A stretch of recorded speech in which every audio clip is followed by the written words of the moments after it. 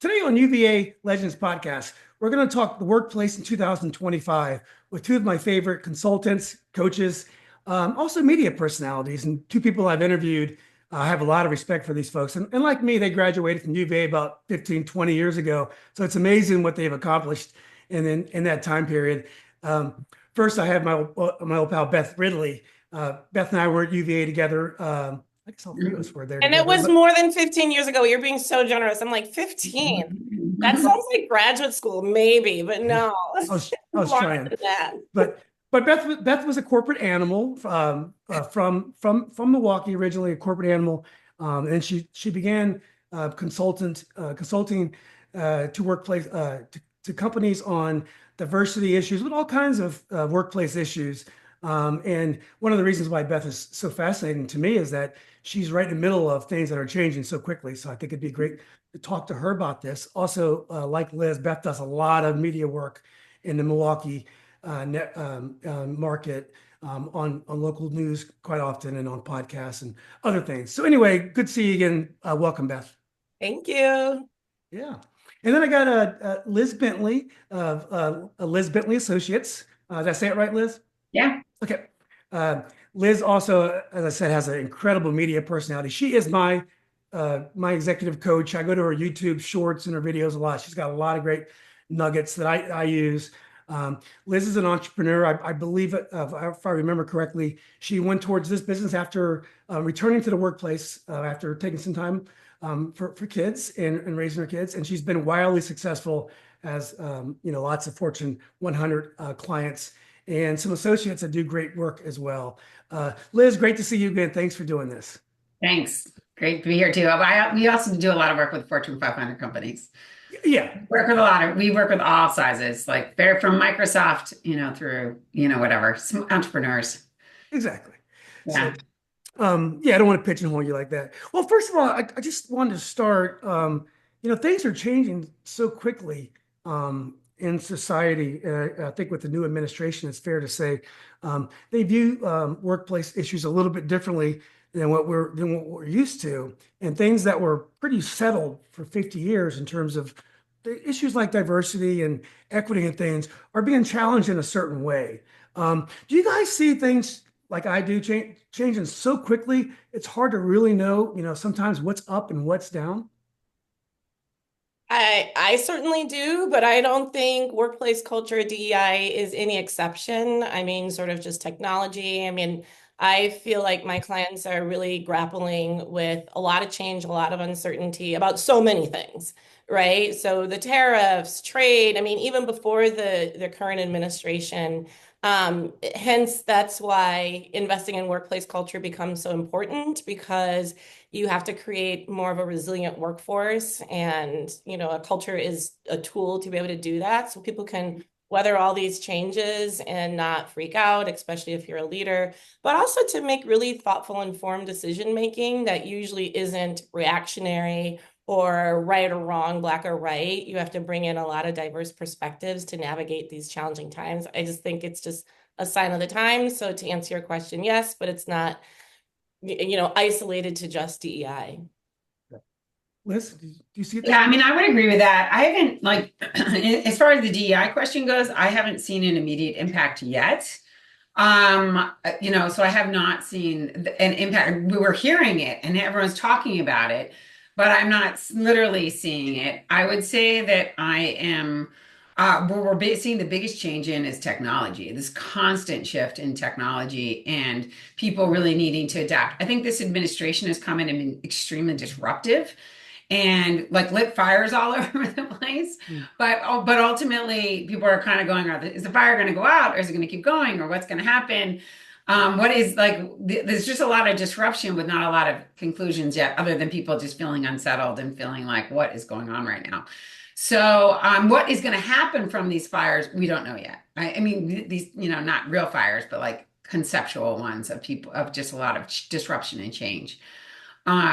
So that's really what I'm seeing. I think on the diversity front, I've seen a lot of progress over the years, and it is very concerning, in my opinion, that there's so much pushback from a concept of diversity. And I think that's extremely disappointing.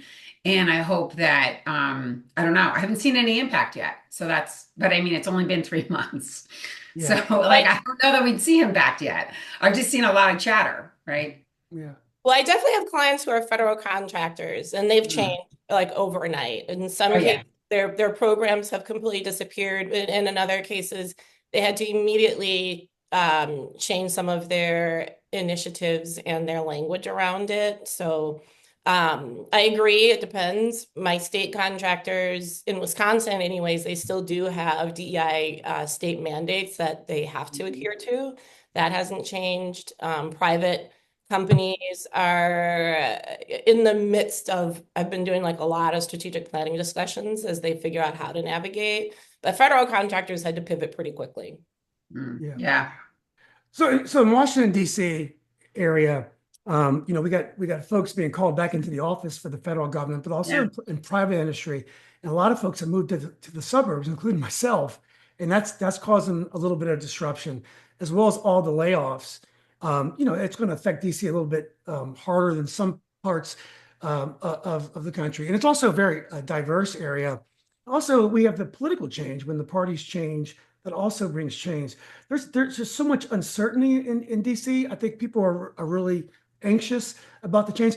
When you see these changes, is that good for consulting and coaching business? Do people spend more because they want to understand how to handle these things, or do people get more conservative when they see those changes and they're worried about their spend because who knows what's going to happen?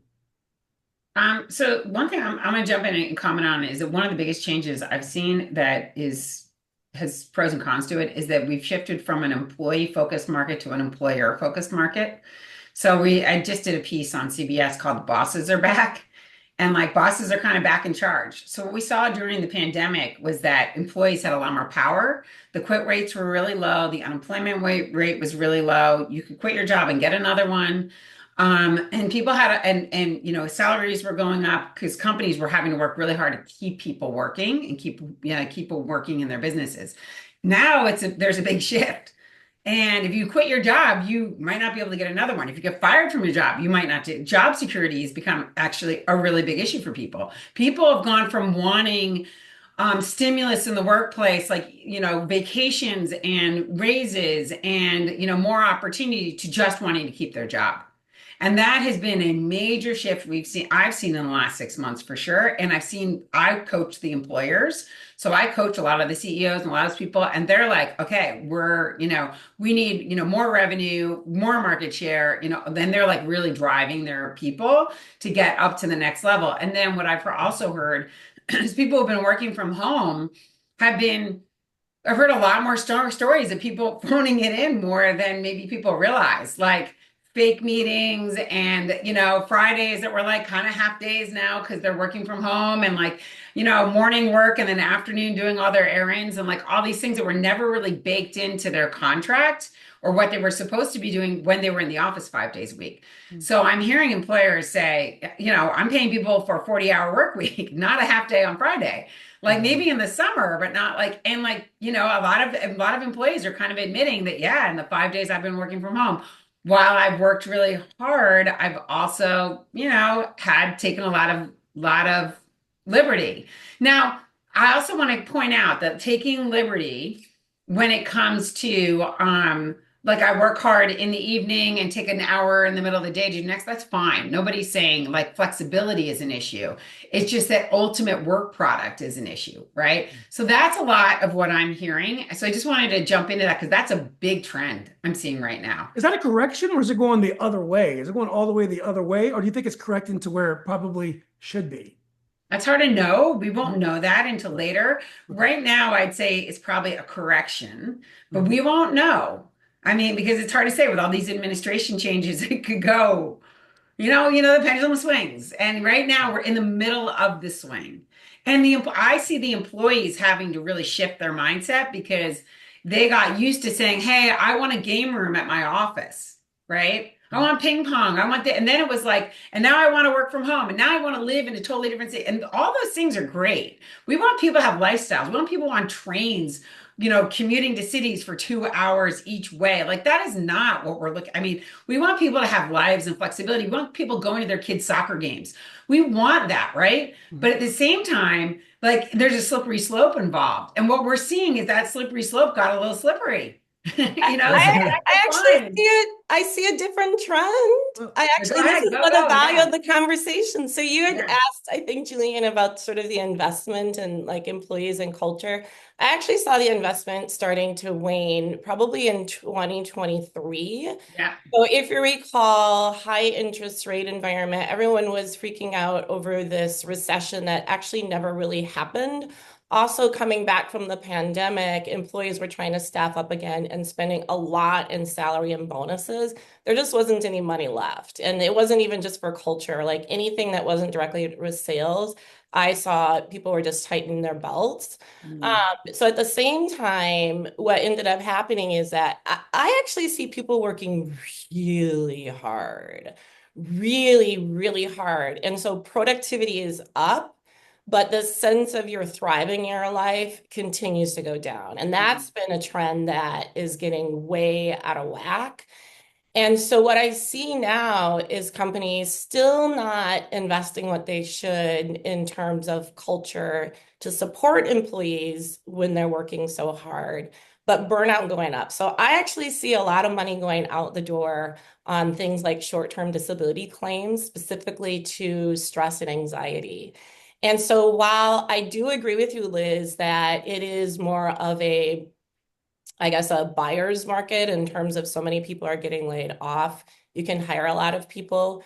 Until we change the culture where we're, asking people to do more with less, retention is down, absenteeism is up, healthcare costs are really, really skyrocketing. So at a certain point, yes, labor may be cheap, but labor is humans and you can only squeeze them so much. So I do think that even with the change of DEI, it's at least causing the conversation for people to talk about, like, well, what is our culture? If we can't use those words anymore, what is our culture? And I actually think that's a really healthy conversation that we should always be having because the culture is always evolving.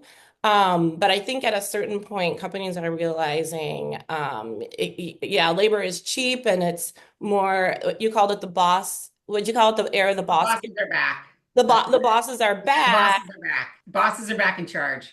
But it actually hadn't really worked until we meet employees. And maybe it's the industries that I work in. Employees want to work and they're working really hard.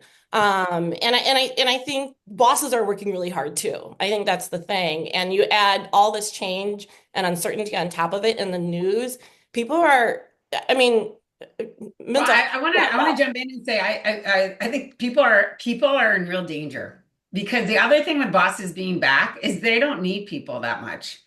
That's one of the things they're recognizing is they can have AI do half this stuff. So one of well, the shifts that I think is going to happen and we're talking the next 5 years, maybe the next two, is that a lot of jobs are going to get eliminated. And they're going to recognize that all these people they had, and I'm not happy about this. I'm just telling you what I'm seeing because I coach the bosses and I see what they're seeing and what they're thinking and how they're seeing it all. And one of the things they're recognizing is that these people are all working so hard, they can have computers do it all. And there's like, they can create a lot, and not at all levels, obviously. There's lots of people we still need, and not everyone's going to get replaced. But it is like the market has become more competitive than ever. The kids coming out of college and trying to get jobs. I mean, their kids, for example, coming out of UVA, struggling to get a good job. Coming out of one of the top schools in Canada, impossible to get into UVA, right? You have to perfect board scores, all these things that are impossible to get into these colleges. And they're coming out after a 4-year program, struggling to get a job. Now, of course, lots of kids are getting good jobs. I have a daughter who's graduating this year and going into investment banking. Thank you, UVA. Amazing. But she has roommates who are scrambling. Okay. And so I'm just saying, even those entry level jobs, bots are going to be able to take all those jobs over. And bosses are also going to realize that bots don't come with all the personality issues. There's going to No. and be, some industries are super struggling. For example, I work a lot in healthcare. There's not enough humans to yeah, fill the jobs, and you need yeah, humans. Another really huge industry, well, I would say anything related to healthcare, including retirement or elder care. I mean, all that. Yes, I think is gaining some efficiencies, but most companies I work with today, they can't find the humans to stay. They can find them, but they're not trained well and they're not resilient, and the work environment doesn't enable them to stay. So retention, I just see retention as being like the number one issue. We're not recruiting, but it's it But would I be was great still, but they can't keep them, and they need them, and they need them. so I guess it definitely is industry dependent, but I would also like, but I think going forward, bosses are going to recognize that if they can get computers do a lot of the basic jobs, they're going to pick that easily because they're going to be cheap, they're going to be easier to manage, it's going to be easier to handle, and they're going to have a lot. It's kind of like offshoring your business, right? Like, you can offshore your business. You can hire a personal assistant that in the United States will cost $75,000 a year, and you can offshore that for $15,000. Yeah. And they might even be better than the person you hired here. So it's kind of like the new offshoring of your business is going to be the AI. That at least that's my prediction and what I'm hearing people talk about. It's not here yet, but I think it's a danger to humans. Like, I mean, I coach humans, so I'm looking at all the humans and going, how are you going to continue to make yourself relevant Well, when critical thinking skills. Well, I should say, to me, the top skill now is sense making. Right? I mean, you need to be able to translate even technology, even something AI generated, and so sense making. But a lot of companies are why this hiring conversation is good, because I non-specialists. think we see it and really the truth is all of this. Well, the business world is gigantic. I mean, we're all seeing different perspectives. Of course, there's not one trend. There's lots of trends in different places, and people working hard, and people losing their jobs, and most places are understaffed because most places want everyone to do more with less. That's just a general theme. Yeah. But you asked the question, Julian, are people investing or I less feel like investing? Julian, sorry he asked. No, this Well, no, this this is is Are great. you what okay, Julian? No, you guys are such great personalities on TV. I've watched you both so many times. This is exactly what I was hoping for. You guys would have the dialogue, and I could just help guide it. So this is But great. I would say to your question about people investing in coaching, I find people are investing in coaching way more than ever. More than Because well, and my experience in what I do is that people see the results. Like I think, I've had my coaching business for 18 years, right? So it's a long time to see a trend. And in the beginning of that of my business, people were trying to figure out how coaching worked and seeing the impact of it. And now I feel like there's just such a competitive edge at a high level that I find that people are extremely investing in consulting and coaching way more than a lot of the other money they're spending. Like, I have clients who are cutting all over and spending more money in coaching. Yeah. So, because they're taking their top performers and they're saying, these are the people I really need. And they have to be performing at a really high level. And these other things I don't really need. So I'm seeing them spend a lot more money in coaching with much bigger budgets. And I was going to say something else that I forget, but Well, anyway. just let me just chime in here also. So I sell to law firms, and one thing that I see is the attorneys, the partners, they are moving to firm, and they are making their money is getting better every year, and they are not afraid to move, and they are moving. My son, we all have kids at UVA. He's considering law school. I am concerned because of AI that the entry level legal jobs are going to be highly competitive to get, Yeah. 4 or 5 years ago. I mean, from now. But I really think that AI may operate to actually increase income disparity, and that folks that are already in those decision-making positions that are getting coaching from Liz Bentley, they're entrenched. But what about the folks who are just starting out into the job market? That's what I'm saying is the biggest problem is the AI is going to get rid of that whole level. But here's an answer I'm seeing. Like, so my other child, my son, is already in investment banking. He's telling me the resumes coming in for internships. He's like, Mom, these kids are running businesses. If your business in college isn't making over 60 grand a year, you're not, you like the level of the competency is through the roof. Through the roof. He said, we don't look at a resume that's under 3.8. When he's going to look at private equity companies that might look at him, he's like, they ask for me for my ACT scores. He's like, yours out of college. The level of competency they want to see now, because entry level jobs have shifted so much, to your point, and will continue to shift. It's just the level, what they're looking for. The market is insanely competitive. So Beth, it seems like maybe one of the keys is going to be jobs, places where there's decision making, that the human touch cannot be replaced easily by AI. Things like, I guess, sales. And I was gonna say, so I work a lot with law firms, right? Because the people relationship piece of it is so good. And I'm not disagreeing that entry-level jobs and things that are reputable tasks, and I mean, that's always happened, right? That it can be replaced with technology. I mean, it's happened in many. The level up. And I understand, but what I'm trying to say is there's always going to be a people element, especially when it comes to relationship building and sales in these professional services. And so you get to that level by your experience. So if it's easy for people to hop around and a new entry-level person doesn't quite have those softer, I call them more critical people skills, they want to nurture that and develop that, and they want to retain it.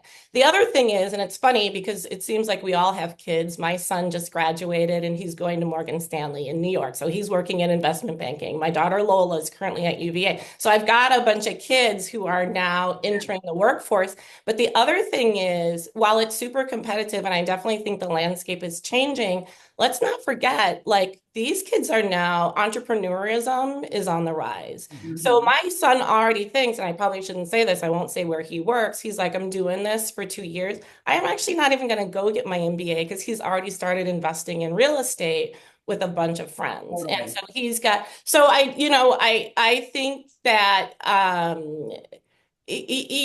like we react to trends and then things sort of even out a little bit. So there's a lot of power with the bosses. Technology is changing, culture is changing. I think the whole pathway into a professional career is actually changing and expanding. I have a lot of friends now who have the means, who are choosing not to go into college because the expense and why. I can start my business and start working right away. And that's more of an acceptable pathway than I think it was before. So I just feel like there's like so much. And Liz, I agree with you. We don't exactly know where things are going to land, but we do know that leadership, workplace culture, together we need to like create the environment where we can figure this out, together, because it's beyond any one person or even one role to be able to solve. Yeah. Julian, what I'd say to your son going to law school is that it's just that the landscape of the first level jobs are going to look very different. Mm-hmm. So it's like I said, like the qualifications of what people are looking for it just keeps going higher. So whereas in the old days of law school, kids might have just tried to get on law review, and that was, that would have been a big challenge. Now they might have to have a side business running where they're making 60 grand. Like they might have to have, because also to Beth's point, like your personality, now, of course, you can't just be like a kid who studied hard. You have to have a great personality, because what is law? Law is a sales job. Yeah. I mean, how many lawyers became lawyers and didn't realize they were becoming salespeople? Like that was a big mistake, because it's basically a sales job, just like every job is a sales job. Every job is a sales job to some degree, right? Because you've got to get clients, you've got to figure it out. So like, I think law firms are probably look for those qualities way more than they ever used to, even though they still need people to do the other work, but that's easier to find. Yeah. Very hard to find the salespeople. Yeah. That's good advice, Liz. And also Beth, this conversation makes me a little bit sad, because I'm an entrepreneur and I love trying new things, start new businesses. But in the way, our economy works, once you get older, you can't do anything that's divorced from healthcare. Healthcare drives a lot of our employment decisions. So you take great opportunities that also have healthcare. But it's great when you're young. If this economy works, it can work for you, because you're not really that worried about healthcare when you're 23, even though maybe you should be. And you can take those chances and start those businesses. And with technology and the way these kids can use technology and they can network easily online, it's great that they can take off without having maybe the job that we had when we were young. Yeah. So, So, and yeah. I have friends who started their own businesses later in life and was the sole breadwinners for their families, and they did get healthcare on the open market. So I think it's possible. I think there's just more ways to navigate how you earn a living today than there was ever in the past. So Yeah. I just think that I hope our kids have the ability to navigate that. And again, I think it just comes down to a lot of like hustle and resilience. And it's almost like because there isn't any one correct way anymore, it almost makes it a little bit more overwhelming. And so again, to be able to absorb a lot of information, weed out the bad stuff that doesn't work for you, and then find your path forward, I think is the challenge for our kids today. Yeah. Well, guys, I wanted to quickly get back to DEI real fast, really quickly. So, Beth and I are heavily involved in the Black alumni at UVA, and there's been some concern that some of the programs are going to be eliminated, and obviously, it's caused a lot of concern among alumni. Last time I saw Beth, we were at the Black Alumni Weekend, which is we do it every other year, and it's a great way to network. Because at reunions, there's never enough Blacks in each class in your dorm that you don't really connect as much with your class, especially back then. It was more with other Black students. So this has been a great tool, and it's a great recruiting tool for the university because a lot of our kids, went to the university based on that. But all these programs, of course, are in jeopardy. Now, I went to law school with President Ryan, and he's a good guy, and I know they're probably trying to find a way to use terms and mechanisms around these kind of the slander, not the slander. I don't even want to call it slander on DNI. I kind of consider it, but the attack on DEI. Are there ways we're going to be able to start referring to these things so that maybe it's just terms, maybe it's not the underlying fairness that we're trying to achieve? Are there ways we can begin to start talking about these kind of terms in the workplace, but also otherwise? Oh, and I think that's a lot of the work that my clients are doing now, and it's smart work. And and again, and it should always evolve, because this work is always evolving. And so a lot of companies are using the word belonging now, or even whole person. They're thinking about the whole person because diversity, as we know, is so much more than just binary race or gender, especially with the younger generation. They define themselves by so many different identities. But I do think that we're in just like this weird sort of middle ground before we move on to something that feels a lot more holistic and inclusive to everyone. I think part of the backlash with DEI is white men didn't see themselves in it. Yeah. And you know what I mean? And everyone needs to be part of the conversation. So failure on sort of the description of DEI, but when you talk about the values, 80% of people agree with the values. So I think language matters, but language has to come out of how we're really talking about it. But the only thing, Julian, I do want to say, because we've had these conversations while we're figuring it out, I think we're at great risk of going backwards because our experience at UVA was so rich, and my daughter is there now, and she really hates it. Oh, It's just not, and I talked it up so much, and it's a lonely, lonely place now. I Wow. think as an African American female, right, the numbers have plummeted, plummeted. hmm. Um, and so while we're trying to figure out what does this look like, how do we talk about it, I think unfortunately, if UVA is an example of a company that once you lose ground, it's going to be really, really hard to make up.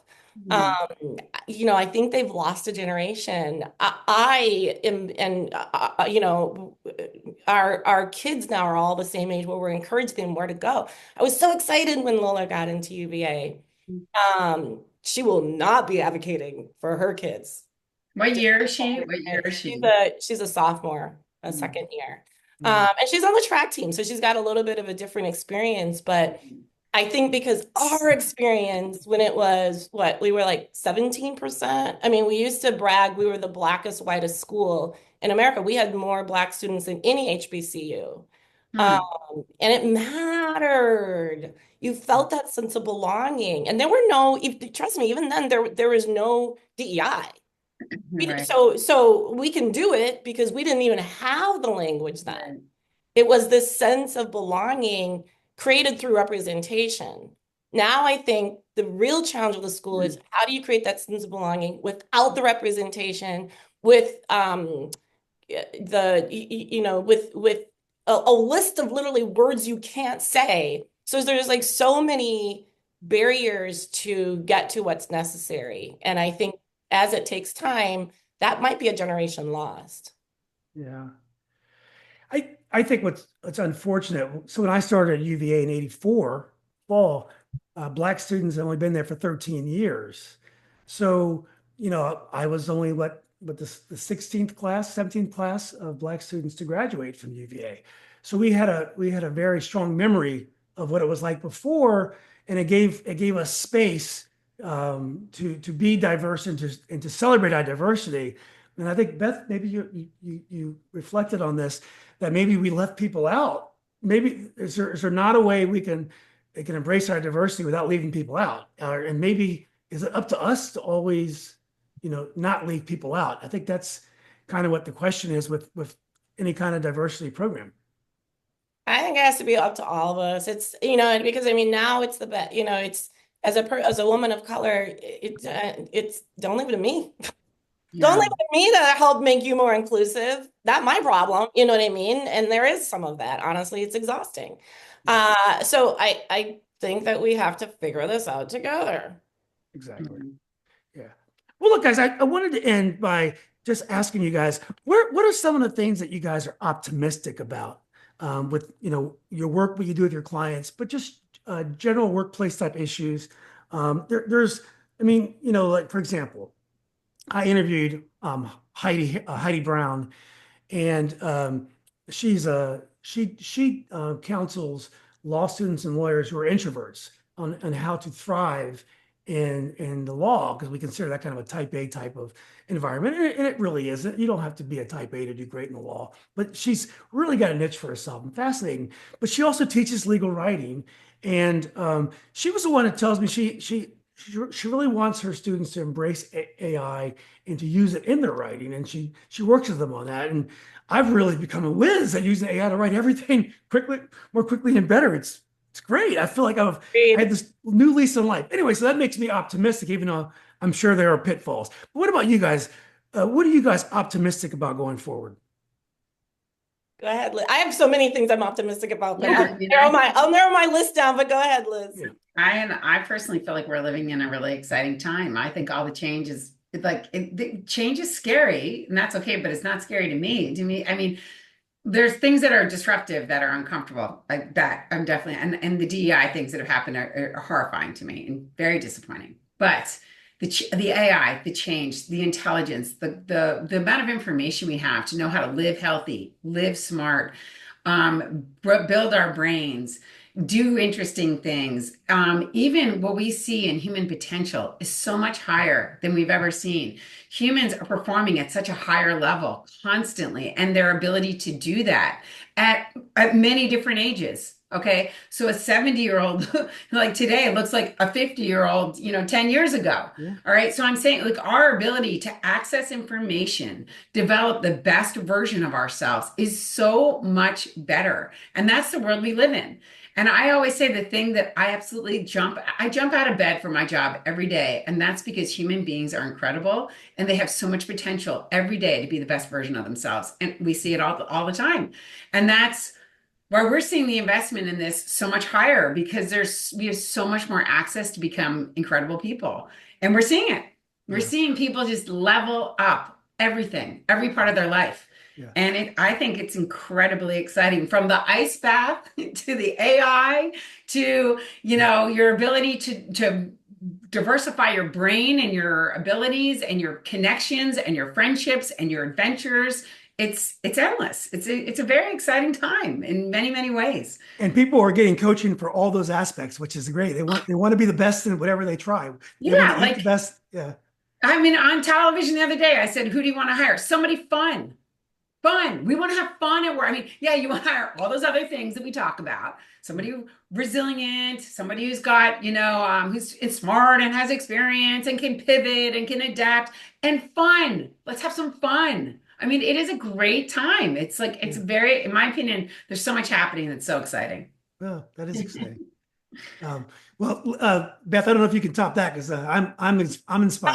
I'll Yeah. add to it. So Yeah. I'm really excited around the new definition of leadership that is happening because of everything that is happening. I mean, I think we are finally realizing like it feels like old school leadership, like I got to the top because of my technical expertise or I'm most tenured. I'm gonna decide, I'm gonna pound my fist. Like even that description, it probably would have sounded like, oh yeah, that's a leader 5 years ago, 10 years ago. It sounds ridiculous now. And I think that we're all sort of coming to that. And I like to say that to me, the definition of leadership is creating the environment for other people to thrive. And so Mm. the industries I work in are intentionally making that shift from old school to new school because they know that is the only way that we can cope with this fast-paced changing environment with stress and burnout. We need resilient people, we need resilient teams, and that requires what I call more new era leadership, which is bringing in more of not just progress and performance and people.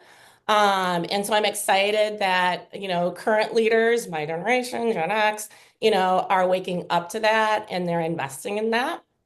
And they're investing it in the most unexpected ways. I work in a lot of, like I said, law firms, engineering firms, hospitals, highly technical, where people spend a lot of money on their technical training and are realizing this isn't making me a leader.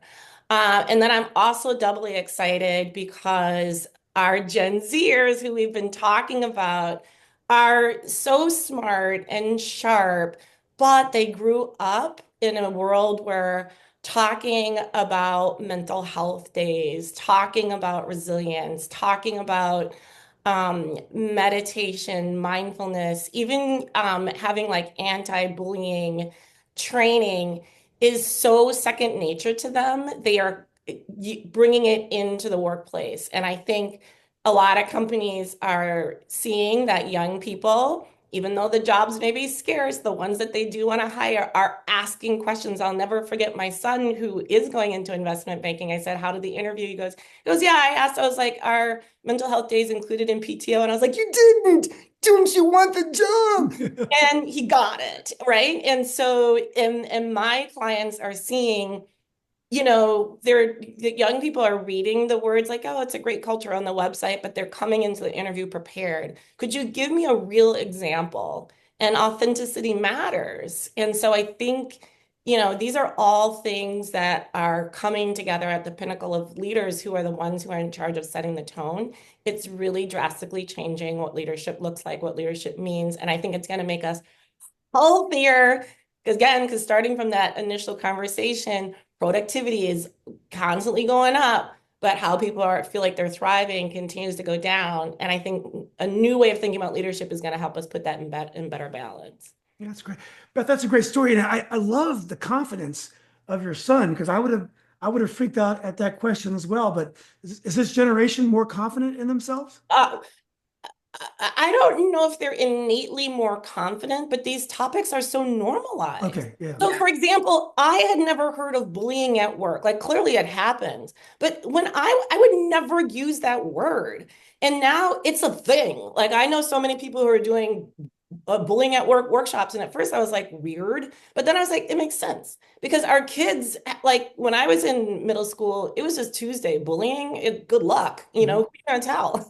But now it's like, there's programs and they're focused on what it means to be a productive member of your school community and how to speak up when you're being bullied. Like they know no different. And they also don't think in terms of binary either, Yeah. right? I mean, they just see things so more nuanced, which I think is a far more mature way of thinking, as opposed to right or wrong, black or white, which is a little bit of the hallmark of older school leadership that feels so outdated now. So I think our young people are kind of intuitively coming with that. No, Well, I that's good. definitely think also the mental health is way more like, mental health has shifted so much, which is why we're seeing such a bigger investment in the coaching, right? Is that mental health is that's just that and that's not only is it all the Gen Z, forget it. That's just part of their whole concept and part of their thinking all the time. But I'm even seeing it in my 60-year-olds. They're like, where they would have been when my 60-year-olds who when they were 40 would have been like, all down on that kind of thing. Now they're like, all right, sign me up. Yeah. Well, So that's good. awesome. Well, look, guys, I really appreciate your time this morning. This has been great. I learned a lot. I'm inspired. I'll make sure I'll leave your contact information below so folks can find you if they want to chat. But look, again, this has been great. I hope you guys, continue to have success and have a great 2025. Yeah, thanks so Thanks, much. Julian. It was so fun. Liz, I learned Yeah. a lot. Julian, Yeah. always good to see you. Yeah, I Yeah, thanks, appreciate. Beth. Nice to meet you too. Okay, guys, thanks again.